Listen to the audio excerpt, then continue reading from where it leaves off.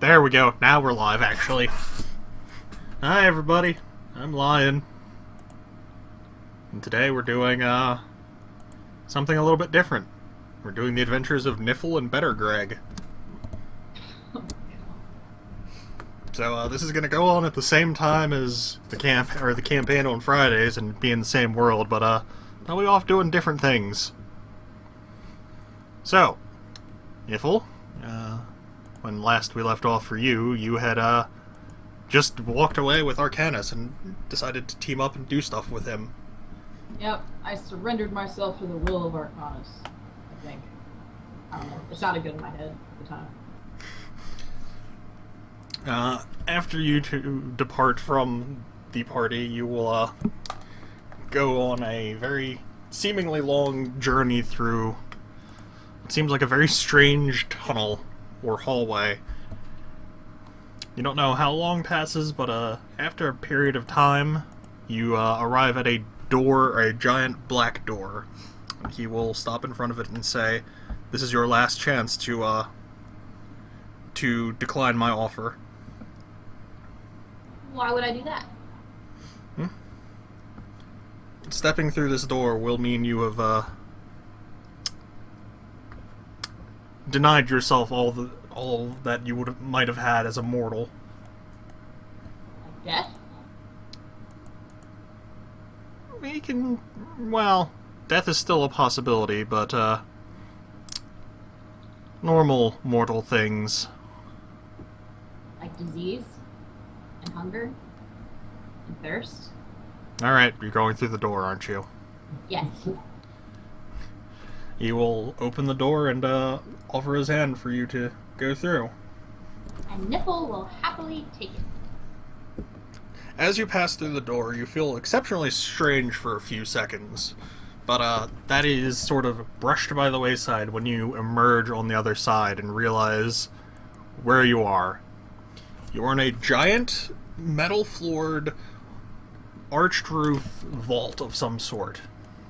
Throughout the sides of the walls, which appear to be at least miles away from where you're standing, there are various statues, images, paintings, and stuff along that line that all seem to stare at you. Anything that has a human figure or a human face will appear to give off the illusion that it is staring at you. In the center of the room is a giant magical orb of some sort, and Arcanis will say, "Well, this is where we will be, or where we will begin then." Alright. You got a bit of a shy audience here, it seems. She's looking at the statues, kind of like waving her hand in front of their faces.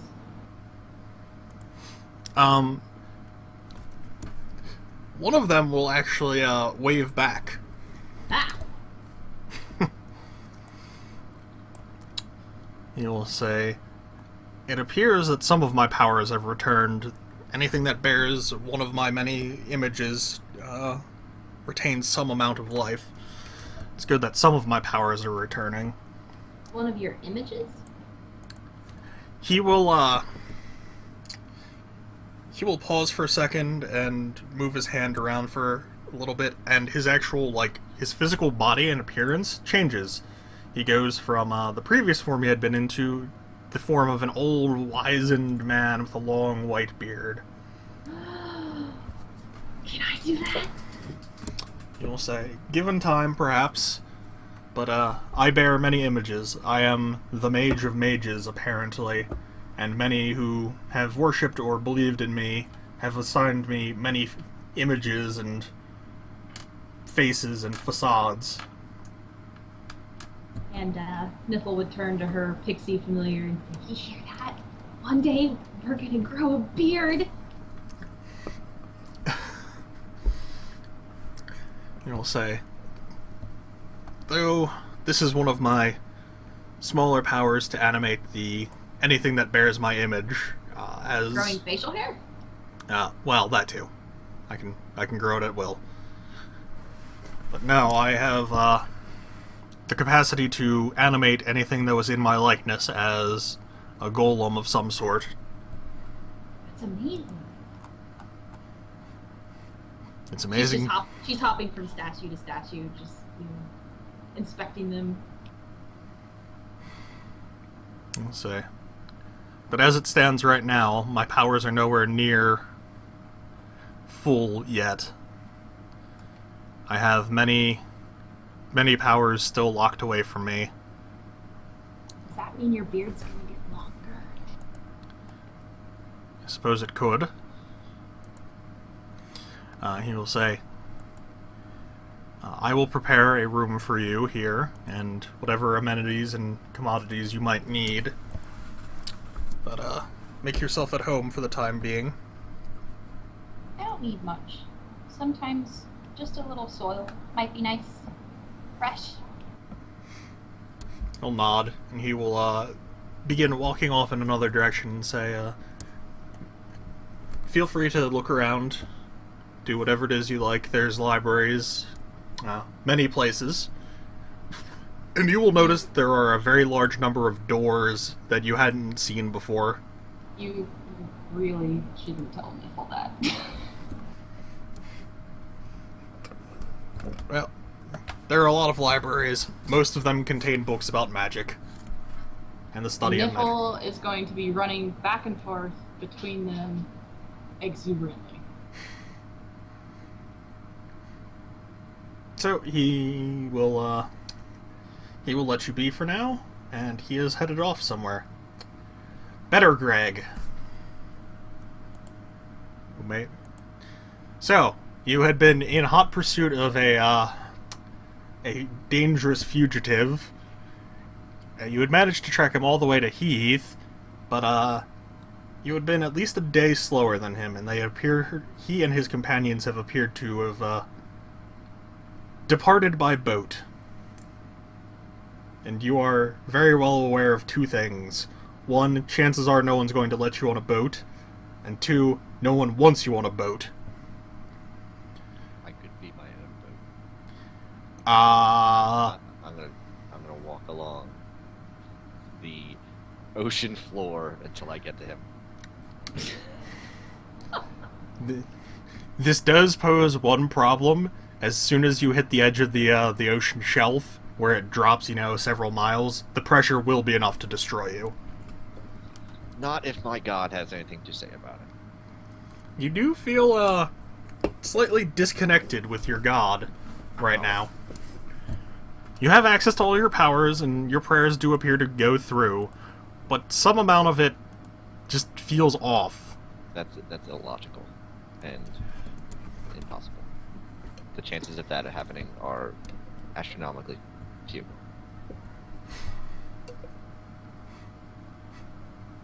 An exact percentage can be given if needed. Well, are you going to attempt to walk along the bottom of the ocean? No. Okay. Oh, it'd be so funny though. Just like, like 5 years from now, you arrive in Voltogg's domain, pop up, it's just like, wait, they've gone somewhere else, haven't they? Damn. And then he just goes back in the ocean to go wherever. Yes, you would. At this point, you are left with several options. Pursue magical transport, pursue other lines of inquiry and criminals, or do whatever the hell you want and go on a murder spree. Better Greg does not go after other criminals. He goes in a straight line until he gets to what his current criminal scum. So he's going to book other passage. You're like trying to argue with an Indian telemarketer. What? Nothing. So you can go about, and there's a few mages who say they can teleport you, but there's one mage who is most curious, who offers a way to help track down your target. He is a cloaked individual who stands taller than you are. Taller than everyone around him, but he's entirely cloaked. His hands are covered in are gloved, and every bit of flesh that could be exposed are covered with long robes. Okay, his Better Greg's left eye, I think it is red, and it will flash, and he's going, and that is him examining the current person in front of him Okay. for suspicious activity and other nonsensical activities. I gotta remember which of these is the one. Wow, his perception is not the Inquisitor.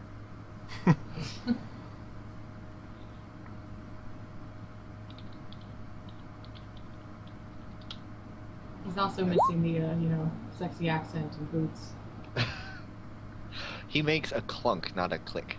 I swear to God, all the Inquisitors, like perception, all his power resides in his boots. in his boots that never get dirty. Yep, in his boots that never get dirty resides all the Inquisitor's power. Should they ever be removed, you rob When he the takes Inquisitor. off his boots, he turns into a different person. When he puts them on, it's like a Power Ranger transformation. Yeah. Okay. Let me get an image of this, or the mage. Oh, we skipped introductions too. Oh, yeah. I am a Scotla, the orc shaman from Basements of Bears, from our Friday campaigns.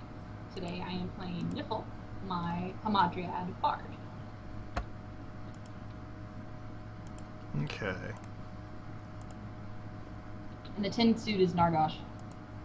Yes. I'm just going to paste this in, or the link to this in.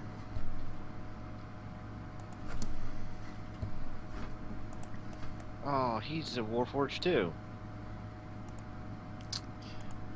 Do you say that out loud or now? No. Okay. No, Better Greg talks in a monotone voice. There's no emotion, or care, or concern, because justice will prevail. Search your hard drive for mercy.txt. File not found.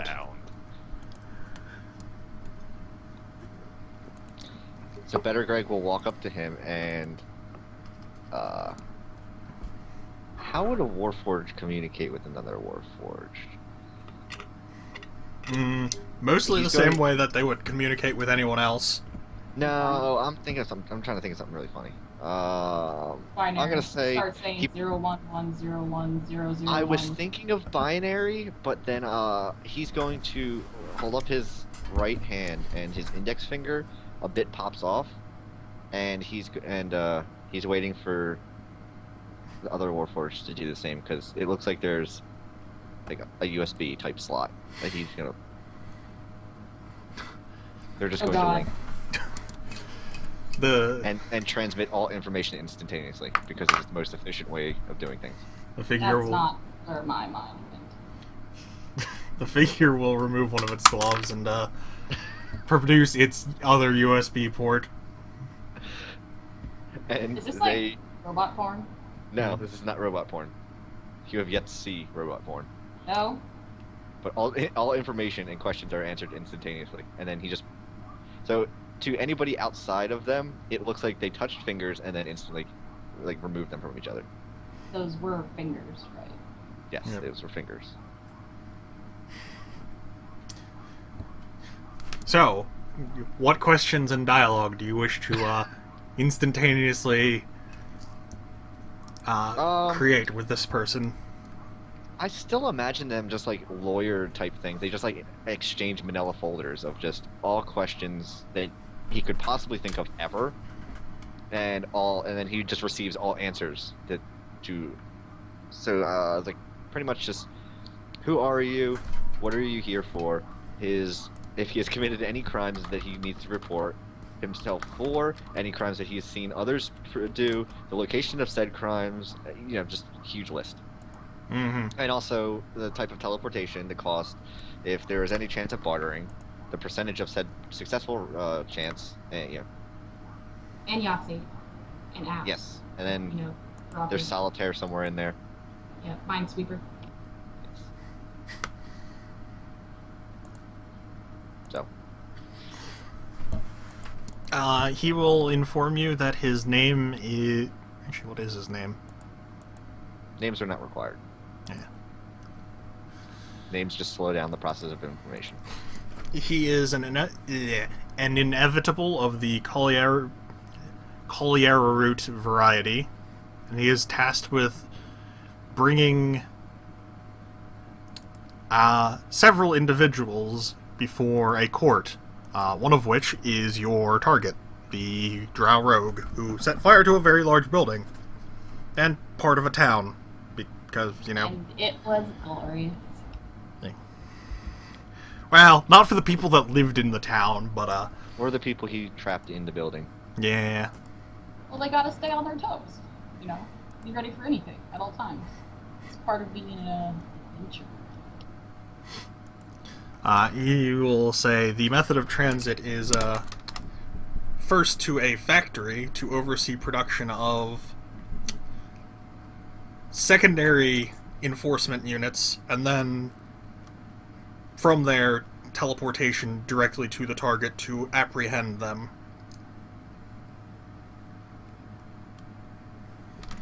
You say it will cost nothing.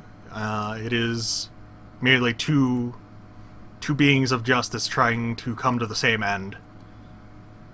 So he needs to oversee the production of other Warforged? Other constructs of some sort, but some of them Warforged, some of them other inevitable, some of them just mindless, Columns or something? effectively mindless fodder soldiers. Subroutines. Yep. Yes. Okay. He will... I'm assuming he has sent in a user agreement, and Mhm. he instantly just, his processor examines all the information, and he clicks yes. Okay. Basically, the two of you will oversee the production until a sufficient and efficient number of secondary enforcement agents are created, at which point you and he will deploy with the enforcement agents to apprehend the subjects. He will allow you, or he will say you can take your quarry directly to whoever it is you wish to charge first. Afterwards, they'll be summoned to the court that they also face charges in from him. So. Okay. So, you have agreed? Yes. Alright. So he enacts some sort of powerful magic, and the two of you are off on Bill and Ted's Excellent Adventure. Yeah. Or more accurately, Bill and Ted's Very Strange Adventure. As you are whisked away, there's a momentary pause of nothingness, and then you arrive in a giant factory, for lack of a better word. There are many production lines creating metallic skeletons, giant, or some warforged. Most of the warforged here, though, appear to be less solid iron and more traditional warforged with wood and iron and stone components and steel. They're of below quality. Yeah, well. There is also production of lines of golems, and it appears that there are some humans enacting magics on the golem to animate them. Okay. He's going to go past each and every one of the humans and examine them with his... What was it? What did I say? Right eye? The red one? I don't remember. Yeah, right. His right eye, and he's going to examine them for any wrongdoing, theft, negligence, anything that could possibly be of a law-breaking variety. One of them sticks out.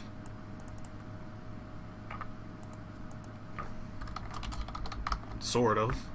He sort of pops up as like a potential warning. Has not currently done anything wrong, but there's a high percentage chance.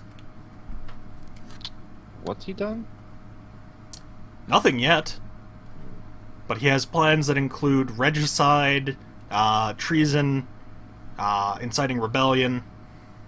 Potential plans. You get a For this guy? minority. Yeah. Pissing off Nargosh. That's not considered a crime. So he's. I'm sorry. I just blanked out.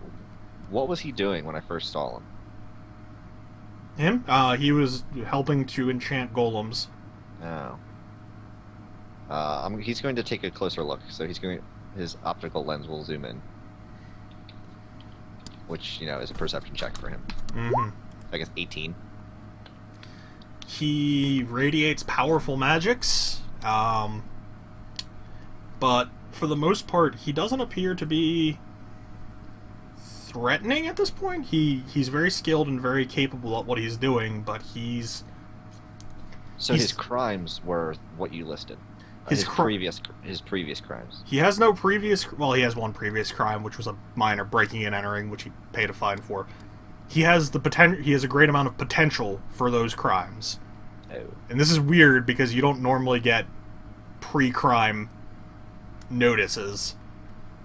Oh. So Yeah, that's a bit weird. He will dust his hands off on his apron that he is wearing at the moment and offer his hand and say, "Hello." Andreas in an apron, which is kind of.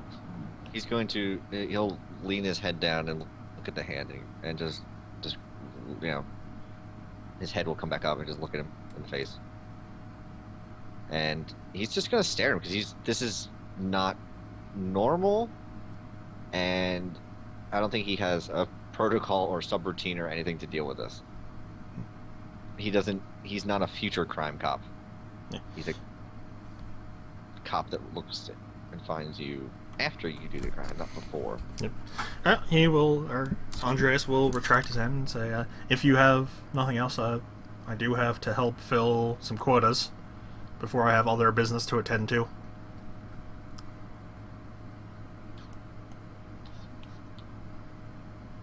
He's just gonna stand there silent because, the processor's ticking. Like, I don't know what I'm supposed to do with him because he's going to commit crimes. Do I know that for sure? It's a high probability. It's like 80%. Oh, well then he needs to be taken out because if that's far above the acceptable level of anything. Is there like a supervisor or anything around? You and the inevitable. Oh. And there's potentially a human supervisor. Well, then I am going to call him over. The human supervisor? Yes. He stares at you. From in front of you. Oh. It's Andreas. Really? Yep. Oh. I'll say, is there something I can help you with? Yes. He's going to say, Better Greg will say, you are under arrest for the ability to commit crimes within a future span of days or hours to years in ahead of time. He kind of has no idea what he's supposed to charge him with, but he has to charge him with something because he's extremely dangerous. Probability of crimes exceed acceptable margins. Yes, that. I'm not a very good robot. I'll stare at you for a second and say, part of the agreement for using my workshop was that if I registered it as a crime, it would be ignored until the crime happened. That is not a current law. Well, actually, I'm going to do a history check, I guess. Okay. He's going to go through... He's searching his... I don't know, data bank? Yeah. Whatever the fuck he'd have to figure out, is that an actual thing that people can do? It sort of falls under the purview of who's persecuting. If he made a contract with someone like the Inevitable, he could include that as a clause to, if divinations come up as, potential for crime, then it's ignored until a crime occurs. But that's illogical. Knowing that it's going to happen and being... He's just gonna walk away because it's... I think there's smoke coming out of his ears. Yes, they're like... he might melt down and die if he continues to listen to this. The Why claw. does everything smell like copper? Because there's actually melting copper inside of him. I know. The clause is actually very good for the inevitable, because it means when it happens, the inevitable already has a huge leg up on catching Andreas. If he commits a crime, the inevitable already... It's kind of like nuclear war. It's a huge deterrent from both sides. If the inevitable provokes something, and inevitably the lawyer or the person who commits the crime is provoked from the inevitable, then there's a problem there. And if the person commits a crime, they have a huge disadvantage because an inevitable A knows where they live, B knows how to track them, and C has a binding agreement with them. But if they're breaking laws, then binding agreements don't mean anything to them. They're just gonna break it anyway. Yes, but it's a deterrent from breaking the law. It means that the repercussions will be are that much more severe. But it's not a deterrent from breaking the law. It's a deterrent from when to break the law. Yeah, well, Or we can just kill him now, and he doesn't have a chance to break any laws. Increasing safety and efficiency of factory by 100%. Ryan, yes. if you create a time paradox, no god or doctor ever, anywhere, will be able to fix what I do to you. I already know what happens if he kills this version of Andreas. I'm just guessing he's just a shade, and he's supposed to be, and he's actually somewhere else. Yep. Yeah. Yeah, this... So What? since I know that now, I'm just gonna smash him. Alright. You manage to shatter the shade apart. A few of the other humans kind of, like, give you this weird, just, what the fuck was that for look. And he's just gonna Terminator turn and slowly walk away. The body begins to fade away into shadows and nothingness. Do you wish to pursue anything else that day, or will you let time pass? He's just gonna find a place where he can see everybody at once. Okay. There's a just catwalk stick. or a foreman's catwalk that you can stand up on to... Yeah, he's gonna be on that, and he's just gonna be staring at people. Okay. Lot. An amount of time passes, and something strange eventually happens. The room you're in, the factory, begins shaking and quivering and starting to collapse. So what? The room, Oh, the foundry. oh, crap. So everything's breaking. Yes, a lot of the humans kind of look panicked. They probably have some sort of idea what's going on. A lot of the machines that have some semblance of intelligence begin evacuation protocols. The ones that don't are being given orders to begin evacuation. Yeah, he's gonna jump down from the catwalk and land by, like, the fire door. I'm Mhm. guessing there is one. If not, there is now. And he's just gonna open it, and a little flashing light, red light, will come out of his left hand. So his hand just goes down into his arm. Yep. And then out comes a little flashy light, and he's going to direct people Okay. out. The doorway is actually a portal to another location somewhere in the material plane.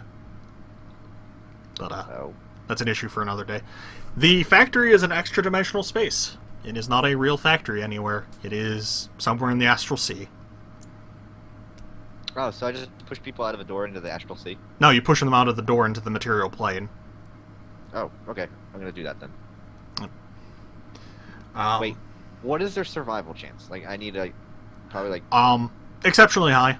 Okay, that's acceptable. The door exits are created so that they eject you somewhere safe. Okay, yeah, then I'm definitely gonna do that. Like, if it ejects you in water, there's a boat nearby, or, it's a small body of water, stuff like that. Okay. So, the inevitable will begin evacuating people as well. Everyone is finished evacuating as the building itself begins to truly collapse, as the supports and the structural integrity have degraded beyond capacity at this point. And the inevitable will motion for you to leave through your exit as he begins leaving through his. Yeah, he'll just calmly walk through the door. You have arrived somewhere in a green fielded area. You don't actually know exactly where you are, but on the other side, in addition to the people and machines that you had saved, there's another man standing there. And which one did I use for that guy? I think I used that one for him. No, I didn't. I know which one I used for it. This is the one I used for Arcanis. The man is standing there, with his arms crossed, waiting for you at the moment. And he'll say, "Are you better, Greg?" You say affirmative. He will stare at you for a second and then say, "Do you know where you are from?"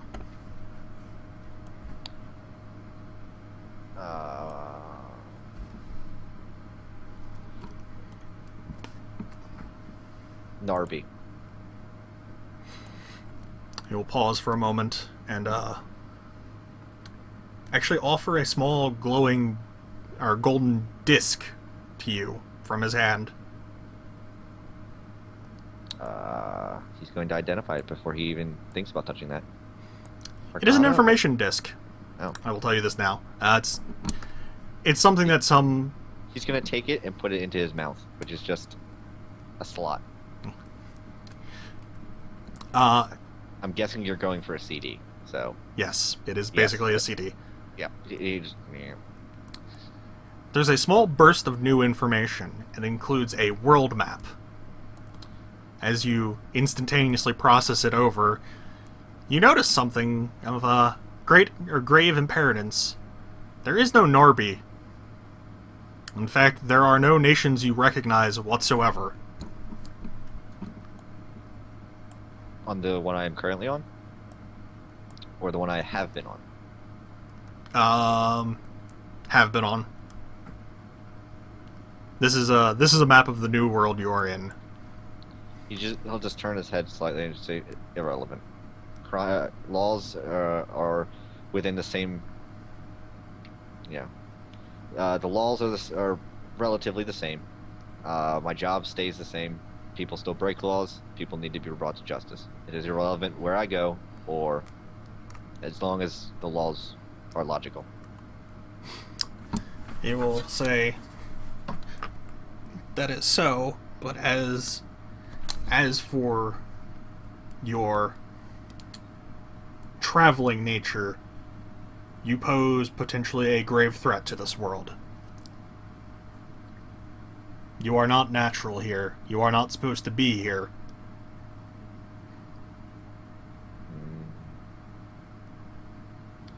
Then two options remain: self-destruction or the ability to leave. He will say, "I can provide you with the ability to leave so long as you aid me in return."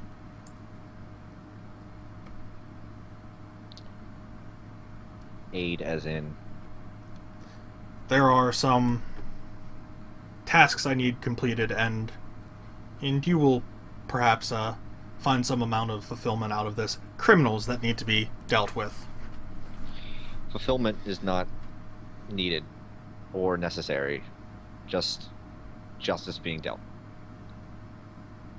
Then there is the capacity for that. There are some criminals who need to be dealt with. I'm guessing he has a list now? He will say, "I can provide you one." Yes. A list? Are you trying to kill Andreas again? Yes. Because he just died. Well... That was what happened with... That was why the building collapsed. That was Yeah, his I know. personal plane. That's what I figured. Yeah, he's gonna take the list. Okay. And then memorize the names and any descriptions or pretty much the whole thing, and then he will destroy the list because it's no longer needed. Okay. I will generate the actual list for you and send it to you probably after the session. It's a list of 10 people. Okay. And it'll have their races, their descriptions, where they exist, or where they live, rather, and crimes or detailed information about them. Well, crimes and detailed information about them. You'll say, that is the third task of importance. There are 2 tasks above that. And you'll open a portal behind him and say, if you follow me, I will have a second person who can aid you in your efforts. Others are not needed. We'll pause for a second and say, I think this one would be helpful to you. Oh God. But he will also say, I can better assist you in completing your tasks from my home. Okay. I guess there's a portal? Yep. Yeah, he's It's just like- gonna walk through it. It's a mage's portal. Fool, it was a mage's portal to Theramore! Ha ha! You're wrong. Where's going? It's not anymore. It flies. No, that's Dalaran. You arrive in a very large vaulted room with many statues, constructs, golems that you can identify. And they all sort of look at you, and you will say, there are many books here if you require any amount of information. But if you give me a moment, I will go track down your companion. He's going to start flipping through the books extremely quickly. And, Okay. yeah. Do his robot thing. There's a whole bunch of information here on different types of magic, different powers, histories of magic, histories of who's done important things in magic. And he will return in a second. Niffle, you are lost in a library somewhere? Yep, I'm skipping about here. Arcanis will suddenly appear and say, I have a new companion for you to work with momentarily, or for a little bit. Oh? Yes, someone you have met before. You'll say, if you come along with me, I will get you two reacquainted. Ooh, okay. Okay. So, you begin walking back, and, better, Greg, as you have finished a treaty on, the uses of cantrip in frustrating people, you notice that Arcanis is returning, with a figure that you have seen before. Oh, I'm sure he's happy to see me. Happiness doesn't really register with him. I know. It's more like mortal terror. His head will swivel, and his the red eye, and then I think his other one's blue. I think that one's just to identify, and the other one is to assess situations. So both will flash, and he will say, "Biological construct identified. Name Niffle. Affiliation. Did you guys have a group name? No, not really. Unknown." And then he says, biological biological composition, 50% wood, base, 50% flesh. Niffle's gonna run up and just hug him. Like, hi! It's good to see you again. He's just gonna stay silent. Yeah, she's just gonna look up at him with this very creepy, overly happy smile. And just continue to stare at him with a resolve to match his own.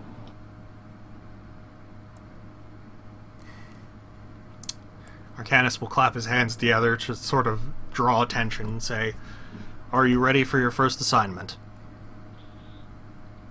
Before anything happens, he is going to take his, I guess just his right hand, and he's going to put it on Niffle's head, and it's going to glow extremely bright. Just bright white, and then he'll just take it away. Okay. What was that? Let's just say it's like a... What would he call it? I have binded you as my... What does he call it? Bonded you as my charge. As a guardian of justice, I can now track you and interfere with those that attempt to harm you. Really? Affirmative. Can I do that to you? Negative. Niffle's gonna try to, like, reach up and put her hand, but she can't quite reach because she's so short, so she just puts her hand on your face and tries to make it glow. How tall is Niffle? Not very tall, about the size of like a 12, 13-year-old. Okay. I don't know if she can reach his face. She is on her toes. Oh, yeah, that's true. Alright. And he's going to take her hand and put it down by her side and say, the biological life form is attempting to harm itself. This is most illogical. And the smoke comes back. What? Because touching his face is dangerous, but No, I now he's imagine trying her like gritting her teeth and doing that thing that little kids do where their face shakes and they turn really red. Yeah, that's what I imagine her doing right now. It's like,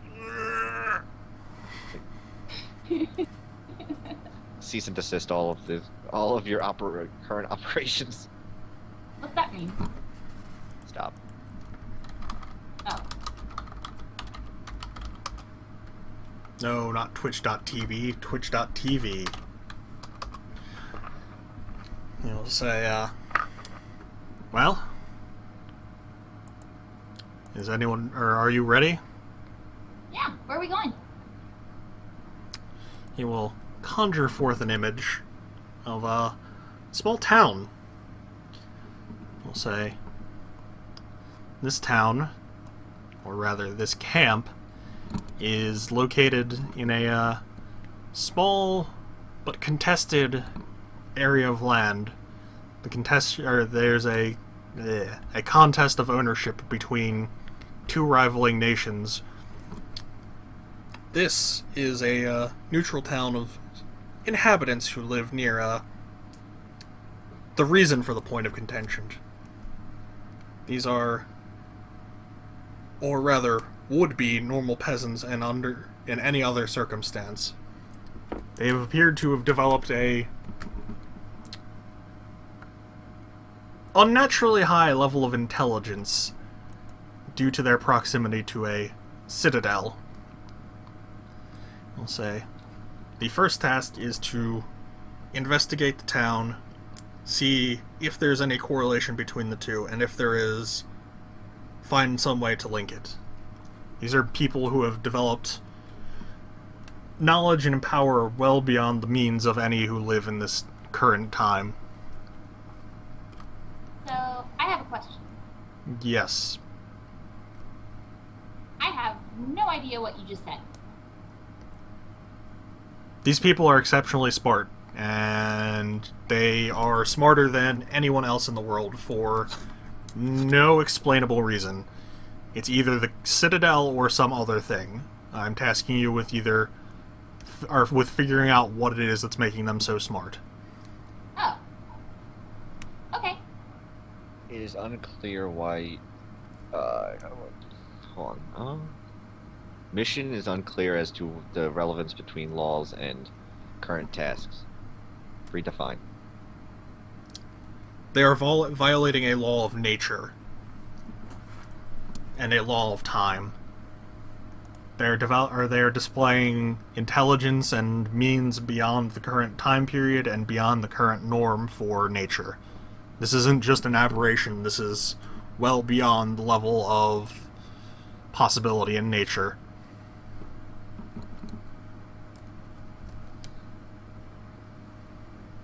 Okay.